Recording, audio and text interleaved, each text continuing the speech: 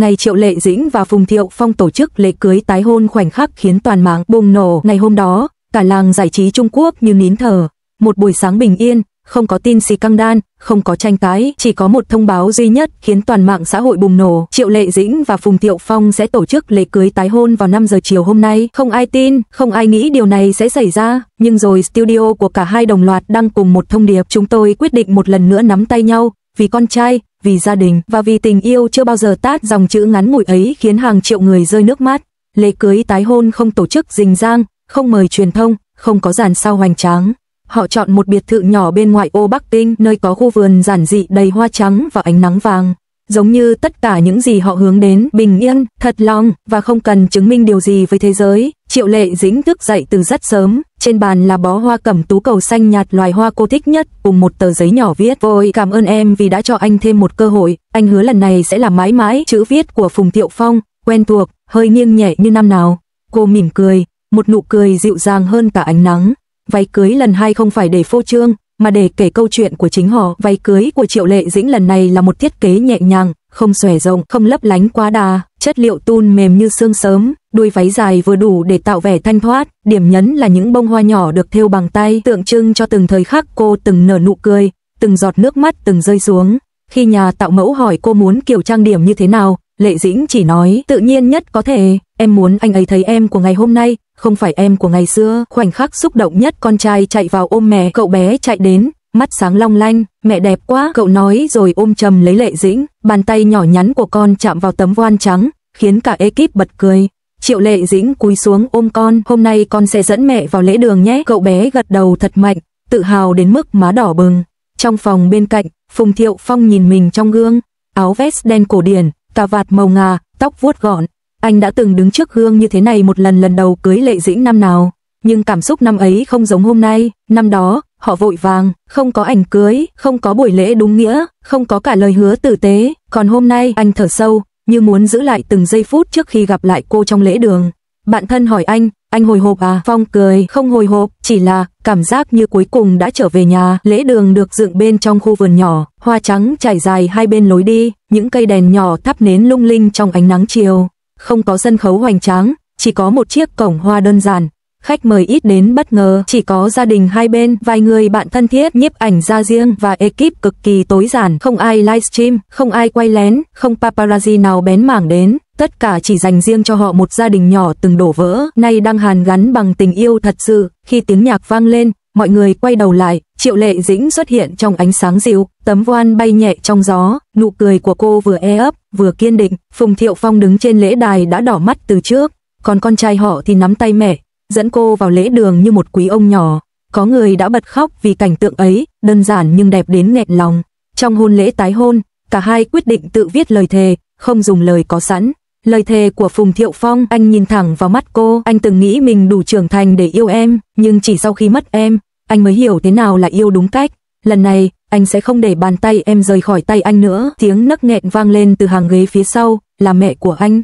Lời thề của Triệu Lệ Dĩnh, cô hít sâu, giọng run lên, em từng nghĩ hai chúng ta chỉ là một đoạn duyên cũ, nhưng khi con gọi anh là ba, em hiểu rằng gia đình vẫn luôn ở đây, chờ chúng ta quay lại.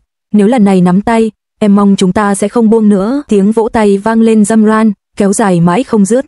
Khi chủ lễ tuyên bố họ chính thức tái hôn, Phùng Thiệu Phong bước đến, nâng tấm voan của Lệ Dĩnh lên, ánh mắt họ khóa chặt vào nhau, nụ hôn không vội vàng, không bùng cháy như lần đầu, nó là sự vỡ òa sau bao năm kiềm nén. Con trai họ đứng cạnh, che mắt và kêu to, con không nhìn đâu. Cả lễ đường bật cười. Tiệc cưới được tổ chức tại sân vườn, với ánh đèn vàng treo trên cây, tiếng nhạc du dương và những chiếc bàn gỗ nhỏ. Người ta không cần sơn hào hải vị, không cần rượu vang hiếm, không cần pháo hoa hay hiệu ứng đặc biệt, tất cả chỉ xoay quanh gia đình, bạn bè, tình yêu và sự đoàn tụ. Điểm nhấn cảm động nhất, món quà của con trai. Cậu bé đứng lên, cầm micro nhỏ xíu, con chúc ba mẹ sẽ mãi bên nhau, đừng chia tay nữa nha. Triệu Lệ Dĩnh bật khóc trước mặt hàng chục người. Phùng Thiệu Phong ôm cả hai mẹ con vào lòng. Khi tiệc tan, khi khách ra về, khi ánh nến dần tắt, hai người ngồi cạnh nhau dưới gốc cây, nhìn lên bầu trời đêm. Gió nhẹ thổi qua, hoa ơi xuống chân họ. Triệu Lệ Dĩnh tựa đầu vào vai Phong, nhẹ nhàng hỏi, anh còn sợ không? Phong siết tay cô, không, anh chỉ sợ một điều. Điều gì? Em lại rời xa anh lần nữa. Cô cười, nụ cười mềm như ánh trăng. Lần này không đâu, ngày họ tái hôn không phải phép màu, không phải cổ tích, không phải câu chuyện hoàn hảo, nó là kết quả của sự trưởng thành, sự hối hận, sự bao dung và tình yêu được nuôi dưỡng lại từ những đổ vỡ. Người ta vẫn nói nếu tình yêu quay lại, tức là nó chưa từng rời đi. Triệu Lệ Dĩnh và Phùng Thiệu Phong đã chứng minh điều đó theo cách đẹp nhất, nhẹ nhàng nhất và chân thật nhất. Đám cưới tái hôn của họ không làm cả thế giới chấn động bằng sự xa hoa. Ngày hôm đó, mạng xã hội Weibo thực sự nổ tung, không phải vì xì căng đan, không phải vì drama mà vì một hình ảnh đẹp đến nghẹn lòng, hình ảnh của Triệu Lệ Dĩnh và Phùng Thiệu Phong trong trang phục cưới, đứng giữa một khu vườn phủ nắng, ánh mắt họ trao nhau mềm như dòng nước, không dòng mô tả dài dòng, không hashtag ồn ào, chỉ vỏn vẹn 4 chữ ảnh cưới của chúng tôi, và thế là đủ để cả showbiz rung chuyển. Hàng loạt trang báo lớn lập tức đăng tải, các diễn đàn sôi sục bàn luận, fan khóc, anti-fan ngỡ ngàng, còn những người trung lập cũng không khỏi lặng người trước khoảnh khắc tưởng như chỉ có trong phim. Bức ảnh đầu tiên họ đăng là một khung hình êm dịu như hơi thở buổi sớm.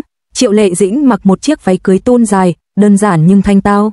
Phùng Thiệu Phong thì diện vest trắng cổ điển, khí chất trưởng thành nhuốm chút trầm lắng.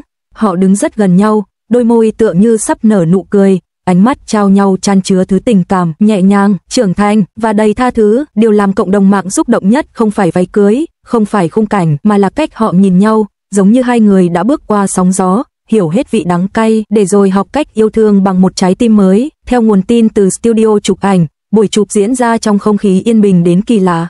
Không có ekip đông đúc, không có stylist đi theo chỉnh từng sợi tóc, không có quản lý đứng ngoài thúc giục thời gian, chỉ có một nhiếp ảnh gia thân thiết với cả hai, một chuyên gia trang điểm đã làm việc cho Triệu Lệ Dĩnh hơn 10 năm.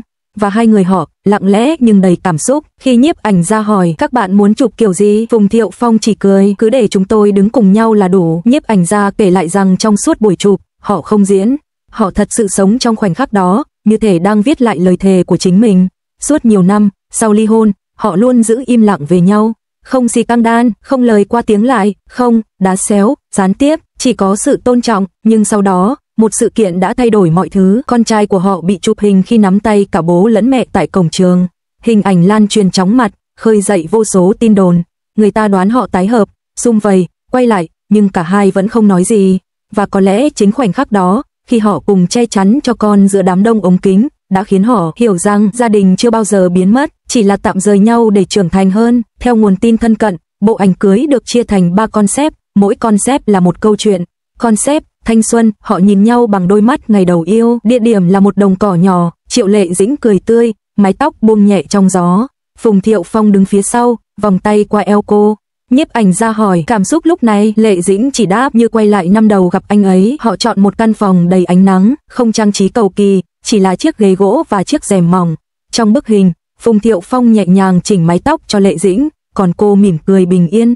Người xem nhìn vào đều nhận ra đây không phải nụ cười của cô gái trẻ, đây là nụ cười của một người phụ nữ đã trải qua đứt gãy nhưng vẫn đủ can đảm để yêu một lần nữa. Điều gây bất ngờ nhất là concept này có sự xuất hiện của con trai họ. Cậu bé mặc vest nhỏ xíu, đứng giữa bố mẹ, hai tay nắm chặt tay họ. Có khoảnh khắc cậu bé ngẩng lên hỏi ba mẹ lại chụp ảnh cưới hả? Cả ekip im lặng, Lệ Dĩnh cúi xuống hôn lên trán con. Phùng Thiệu Phong đặt tay lên vai cậu bé và nói ba mẹ chụp cho con xem đó. Trong 10 phút sau khi ảnh được đăng, từ khóa thăng Triệu Lệ Dĩnh thăng Phùng Thiệu Phong thăng ảnh cưới đã leo lên top 1 trending. Fan khóc, bình luận nghẹt thở, những người từng phản đối họ quay lại cũng phải im lặng trước khung hình quá đỗi đẹp đẽ. Một bình luận được chia sẻ nhiều nhất không cần biết họ có tái hôn hay không, chỉ cần nhìn cách họ nhìn nhau. Tôi tin tình yêu thật sự tồn tại. Các tờ báo lớn bắt đầu phân tích họ đã xuất hiện cùng con trong nhiều tháng gần đây. Phùng Thiệu Phong bị bắt gặp đưa Lệ Dĩnh đến phim trường. Cả hai tham gia cùng một sự kiện nhưng tránh đứng cạnh nhau. Và giờ đây, ảnh cưới. Một nhà báo nhận định không nghệ sĩ nào chia sẻ ảnh cưới nếu trái tim họ đã khép lại. Dù cả hai không nói một lời xác nhận, nhưng bức ảnh đã nói thay họ. Vài giờ sau, Triệu Lệ Dĩnh đăng một đoạn chia sẻ: cảm ơn những ai đã tin chúng tôi, dù có lúc chúng tôi làm mọi người thất vọng. Có những thứ cần thời gian để chữa lành, có những người, dù đi xa đến đâu, cũng sẽ quay về đúng nơi trái tim thuộc về. Fan gọi đây là lá thư tái hợp đẹp nhất năm. Không ai biết họ có tổ chức hôn lễ mới hay không, không ai biết họ có đăng ký lại hay chưa, nhưng những điều ấy giờ không quan trọng, bởi điều mà mọi người nhìn thấy rõ nhất là hai con người từng lạc mất nhau, nay đứng cạnh nhau mà không còn sợ hãi. Họ không phô trương, không ồn ào, chỉ đơn giản là yêu nhau theo cách của những người đã trưởng thành sau đổ vỡ. Hình ảnh cưới của Triệu Lệ Dĩnh và Phùng Thiệu Phong không chỉ là tin hot, không chỉ là câu chuyện giải trí, nó là lời nhắc nhở rằng tình yêu có thể lạc đường, Con người có thể tổn thương, nhưng nếu trái tim vẫn còn nhớ nhau, thì một ngày nào đó, họ vẫn tìm được đường quay trở lại. Và khoảnh khắc họ đứng bên nhau trong bộ ảnh cưới ấy chính là minh chứng. Không phải tình yêu nào cũng hoàn hảo, nhưng tình yêu đủ sâu, sẽ không bao giờ biến mất.